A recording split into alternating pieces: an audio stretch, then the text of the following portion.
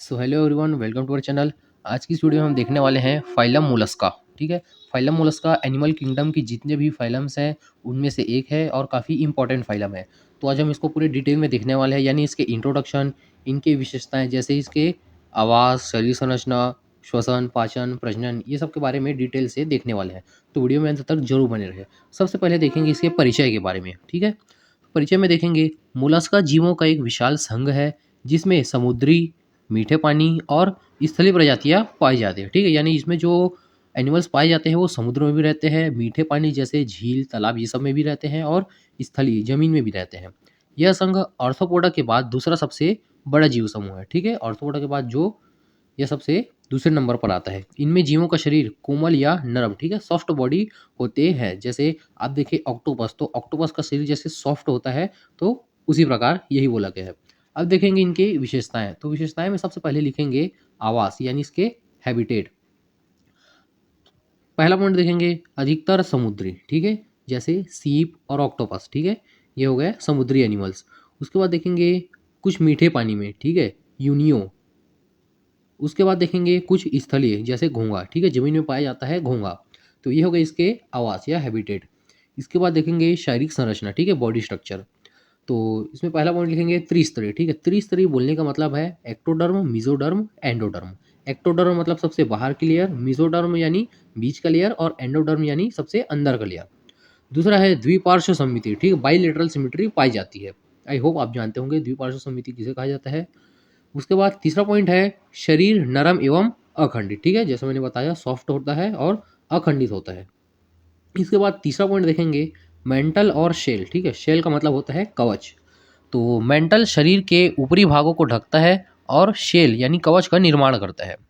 कुछ में शेल बाहरी, जैसे घोंघा। घोंघा को आप देखेंगे तो उसके बाहर में एक एक से एक प्रकार का ढक्कन जैसी संरचना होती है, यानी शेल यानी कवच के आकार का संरचना होता है। तो कुछ में आंतरिक या अनुपस्थित, जैसे ऑक्टोपस में किसी प्रकार का शेल उपस्थित नहीं होता। ठीक है। इसके बाद नेक्स्ट पॉइंट देखेंगे। हमारा नेक्स्ट पॉइंट है श्वसन, ठीक है, रेस्पिरेशन। तो रेस्पिरेशन देखेंगे जो मोलस्का है उनमें जली मोलस्का गिल्स है, ठीक है, गिल्स के यानी गलफड़े के द्वारा जो जली मोलस्का होते हैं वो गिल्स से श्वसन करते हैं। और स्थलीय मोलस्का में मेंटल गुहा फेफड़ों की भांति कार्य करता है, यानी फेफड़ों जैसे एक प्रकार की संरचना होती है।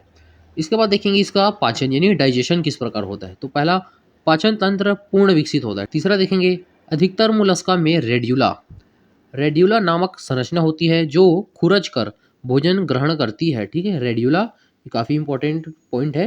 रेड्यूला के द्वारा इसमें पाचन होता है। इसके बाद देखेंगे नेक्स्ट पॉइंट। वो डाइजेस्टिव सिस्टम के बाद जो हमारा नेक्स्ट पॉइंट है वो है परिसंचरण तंत्र, ठीक है, यानी सर्कुलेटरी सिस्टम। तो इसमें पहला देखेंगे अधिकतर मोलस्का में ओपन, ठीक है, यानी खुला प्रकार का परिसंचरण तंत्र पाया जाता है। और कुछ ऑक्टोपस में, कुछ जैसे ऑक्टोपस में क्लोज्ड, ठीक है, क्लोज्ड परिसंचरण तंत्र। क्लोज्ड बोलने का मतलब है यानी जैसे हमारे में, मनुष्य में होता है क्लोज्ड, जैसे नसों के अंदर रक्त का परिवहन होता है, तो ये होता है क्लोज्ड, जबकि अधिकतर में होता है ओपन। नेक्स्ट देखेंगे उत्सर्जन तंत्र, एक्सक्रीटरी सिस्टम।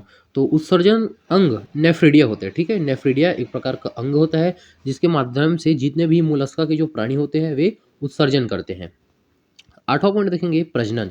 तो प्रजनन अधिकांश केवल लैंगिक प्रजनन करते हैं, ठीक, केवल रिप्रोडक्शन होता है। कुछ उभयलिंगी होते हैं। उभयलिंगी बोलने का मतलब एक ही शरीर में नर और मादा दोनों का पाया जाना। और तीसरा पॉइंट देखेंगे निषेचन बाह्य या आंतरिक हो सकता है। तो ये हो गया फाइलम मोलस्का के जनरल कैरेक्टर्स। इसके बाद हम देखने वाले हैं पाइला, ठीक है, यानी घोंघा के बारे में डिटेल स्टडी करने वाले हैं, जो कि एग्जाम में अक्सर पूछा जाता है। अगर ये वीडियो आपको पसंद है तो वीडियो को लाइक करें, चैनल को सब्सक्राइब करें। और अगर आप बीएससी फर्स्ट, सेकंड या फाइनल ईयर के स्टूडेंट्स हैं, जूलॉजी, बॉटनी या केमिस्ट्री के लिए, आप हमारे चैनल को सब्सक्राइब कर सकते हैं।